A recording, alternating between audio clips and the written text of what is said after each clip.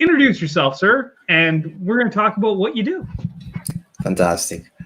Again, like Jesse said, I'm Courage Hadel. I'm a certified success coach. I'm from the island of St. Lucia in the Caribbean, and I help ambitious professionals and individuals go to their next level and really achieve the big goals that have been lingering for so long and really become the people that they want to be.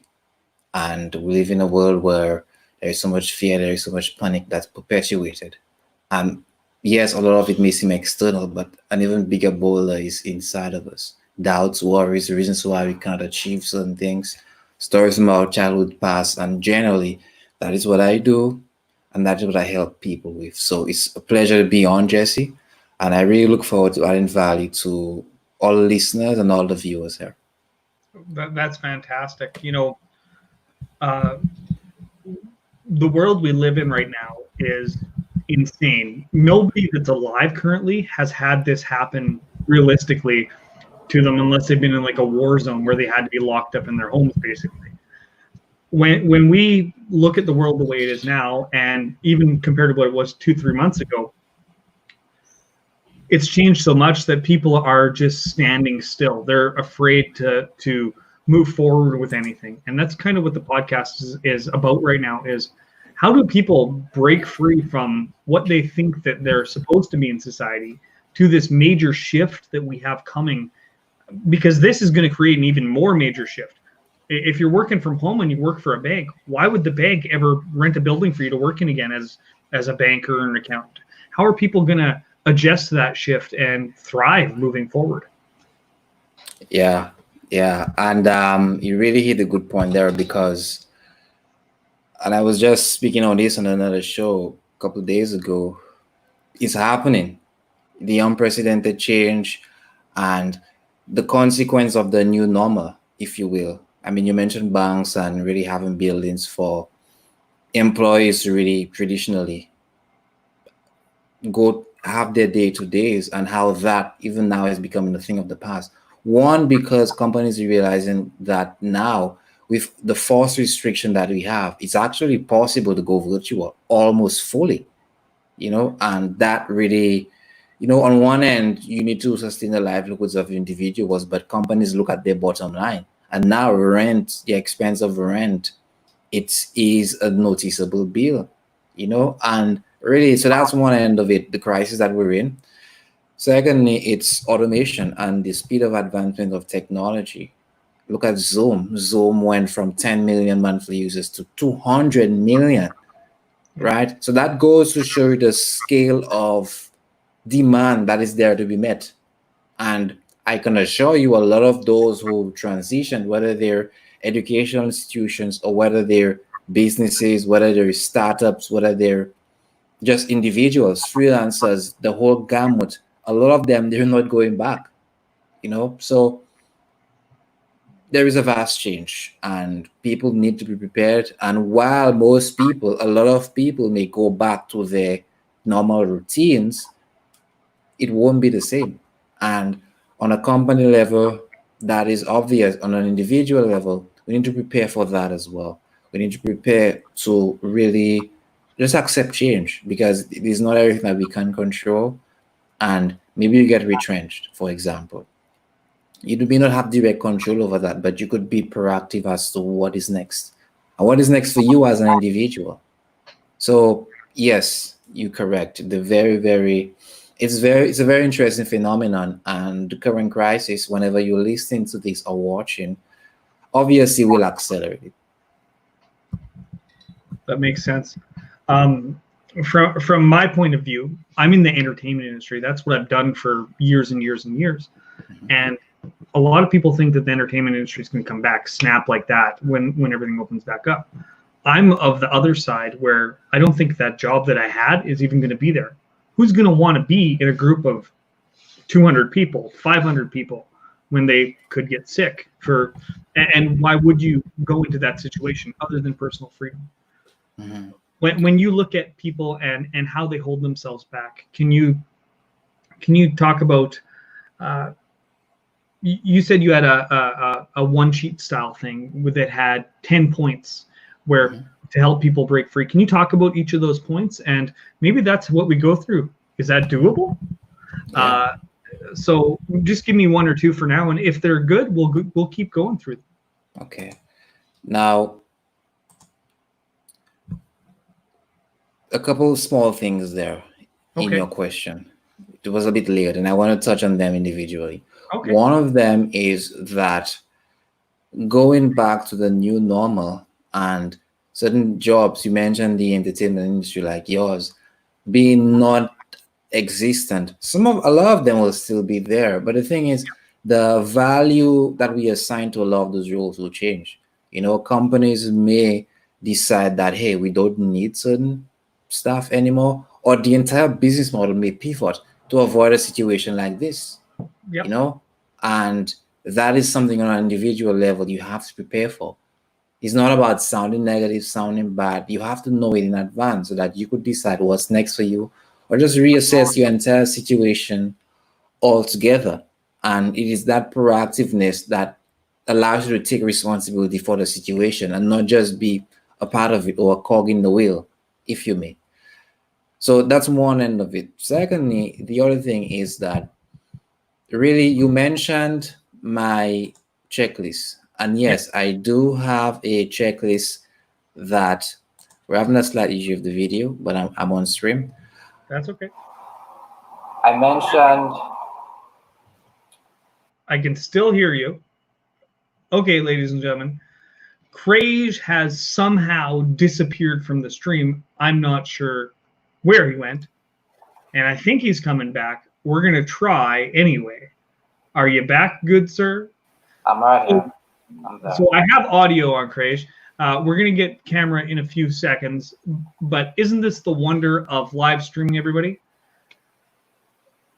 When people consider, we'll wait for him to come back on camera shortly, but when people consider their lives, and I think that this is a big point of what we were talking about, there he is that people get stuck, and there's no better time than right now to reassess what people have been doing, if that makes sense. Just because you've been a mechanic for 15 years doesn't mean that a robot or automation is not going to take your job in the near future. Or you've been an accountant stuck in a building doesn't mean that automation can't take that job either. And this whole COVID thing is actually speeding that process up in a lot of companies' eyes. And maybe it's time for us to all look for something a little bit bigger and a little bit better. Would you say that's correct, Krish? I apologize for going on and on. Here you go. Right. Yes, it will. And another thing we need to make sure that we don't stress on is that it's not doom and gloom for those who have a lot of those roles. People who work online or primarily their living was made online, they may not be as impacted, although if they increase competition, they most likely will be. But those who have more traditional roles, if you will, just need to adapt and they need to understand that there is a shift that's coming, and nothing was never ever guaranteed. Just like the traditional role that most people have, and they work for 40 years, then they have a pension, and then they can live happily ever after. That model is breaking down. It has been breaking down for a while. And wherever you are, wherever you work, whatever field that you specialize in, you need to anticipate those changes and you need to adapt, whether it's gaining new skills and doing something slightly different, or whether it's becoming better at what you do. So all is not lost if that's you, and if you're worrying, and if maybe the breadwinner in your household, there is uncertainty about their position, just understand that you need to be proactive about this. Now, before the slide starts on my stream, I was about to delve into the key questions that people are afraid to ask. And just some backstory before I even jump into this. We often use many things to distract us. And by distract us, I mean really diverge the important questions that bring clarity to our lives and really prevent us from acknowledging what's in the mirror. For example, most people use social media as soon as they get up. And while social media in itself isn't a bad thing, it is very common to barely have time for yourself. And one may ask, why is that? It's because you're constantly immersed in a loophole in someone's environment, and we lose track of time, right? So hence the reason why not just social media, the internet, technology on the whole makes time seem like it's passing so quickly. Hence the reason we see and we feel like it's so short. Now a lot of people say that the older that you get, the faster that the years go by. And while there is some truth to that, a lot of that speed is because of our perception of time and what technology is doing to us.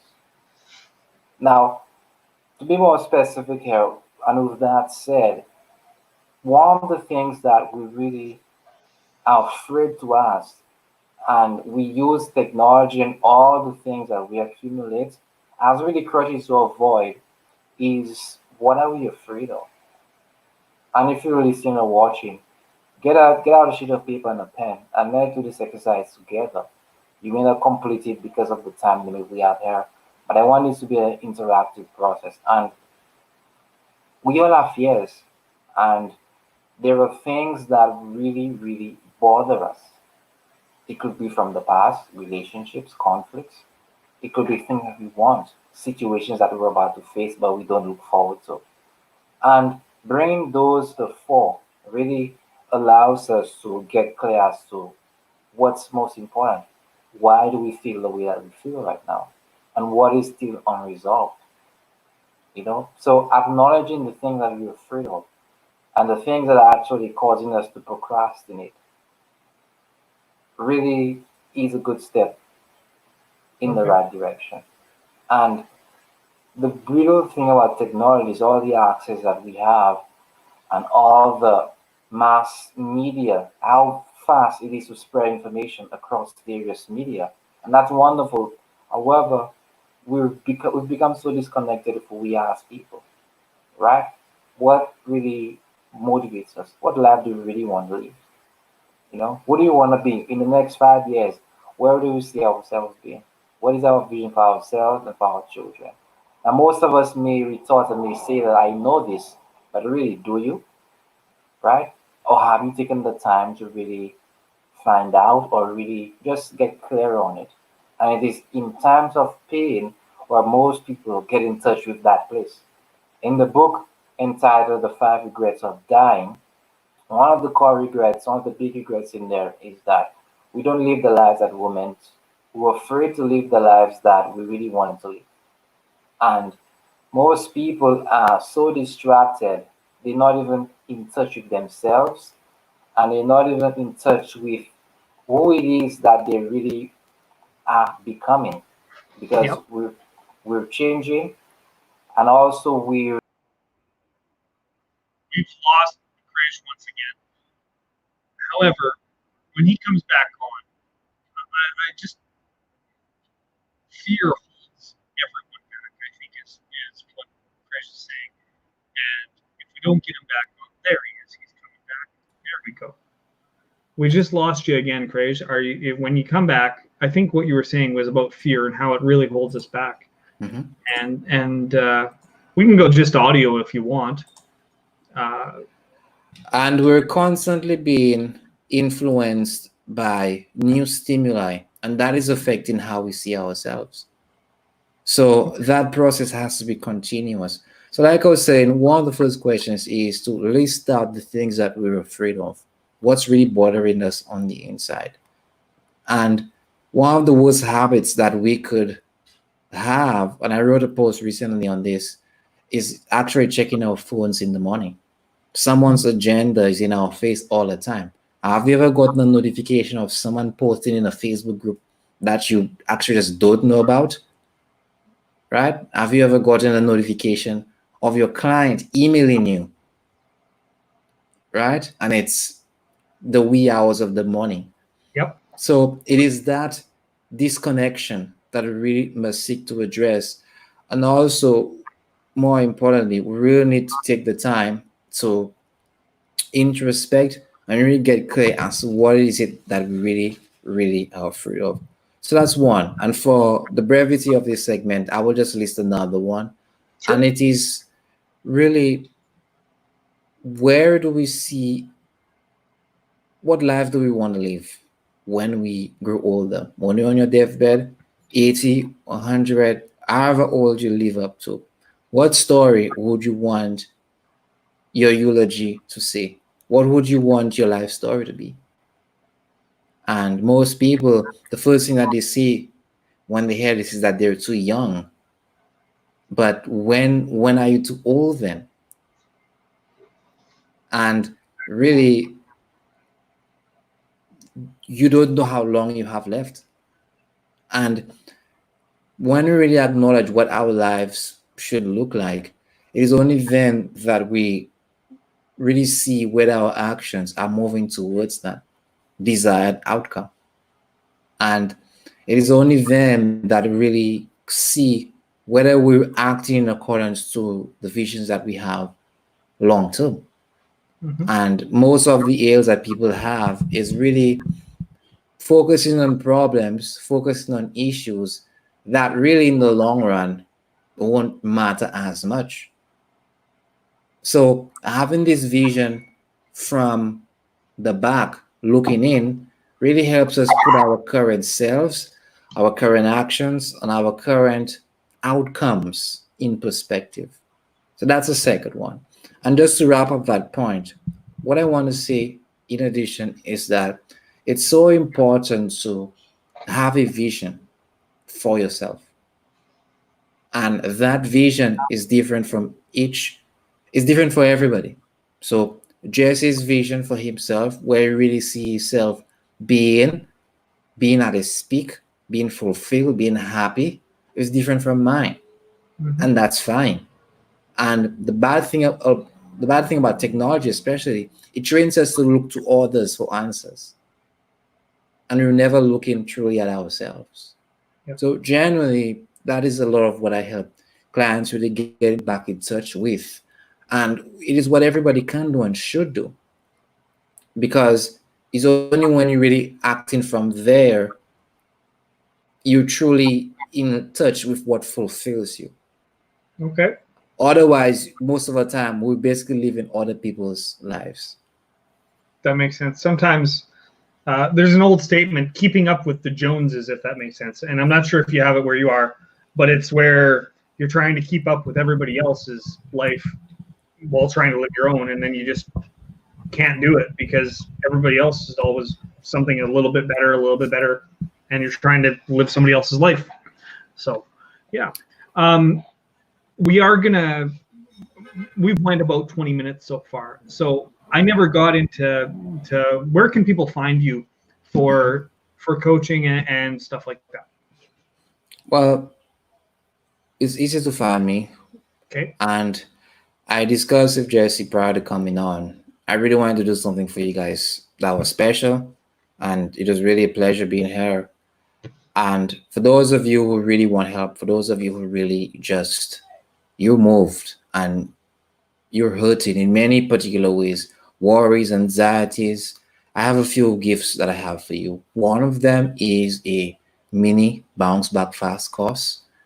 And in there, we have a couple of videos. It's a subset of my larger program, but in there, we have a couple of videos that really help you emotionally get him become centered, and really from a productivity standpoint, help you really navigate being at home, working from home with kids, right? And really having a stable routine and Mm-hmm. getting back up on your feet. So that will be in there as well. Secondly, for those of you who really committed, and most people don't get results because they're not actually committed.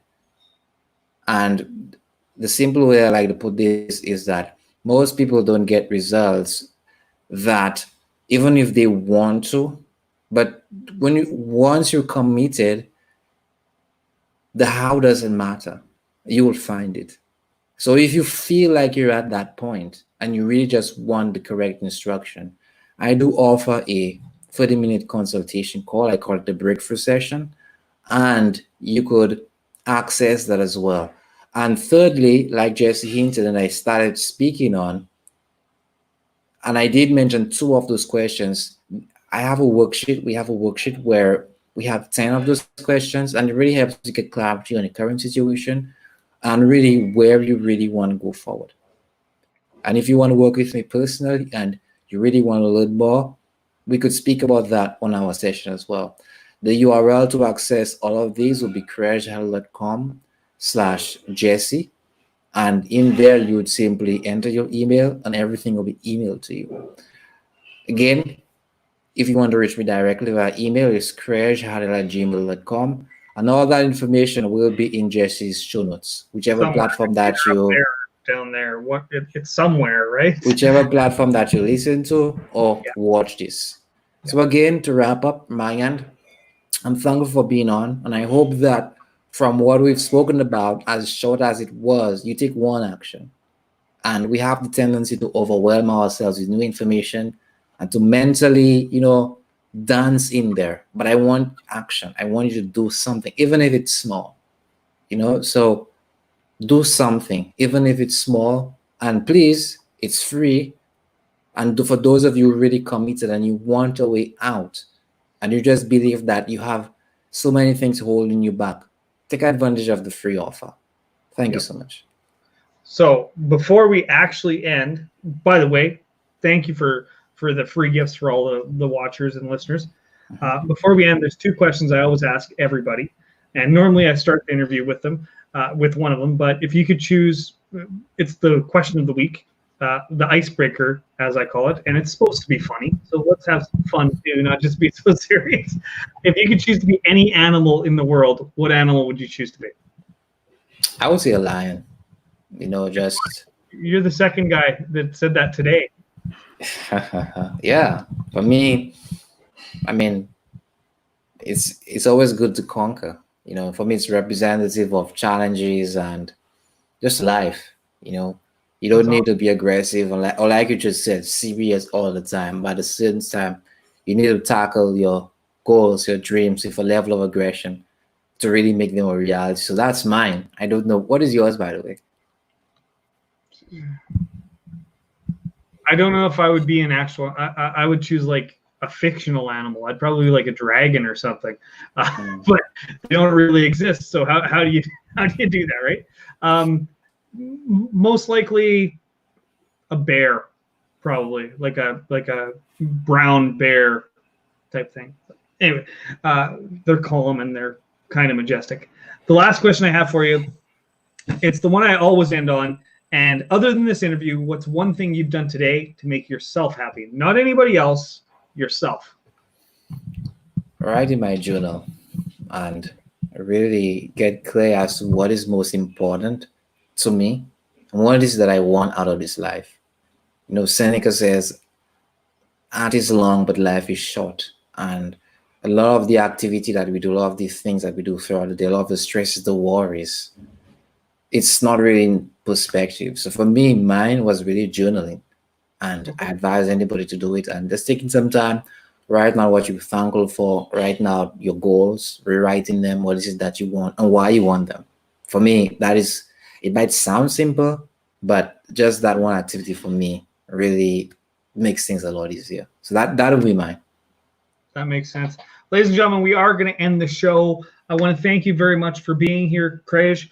All of his information is either, it's there or there, or maybe over there. Who knows? Anyway, I want to thank you very much for being on. As we end the show, we always do one thing, and that's wave bye. So thank you very much, Courage, and everybody who watches and everybody who's here, go check out his stuff. Get that free stuff specifically. It will help you out if you feel stuck in your life. Have a good day. Bye. All right.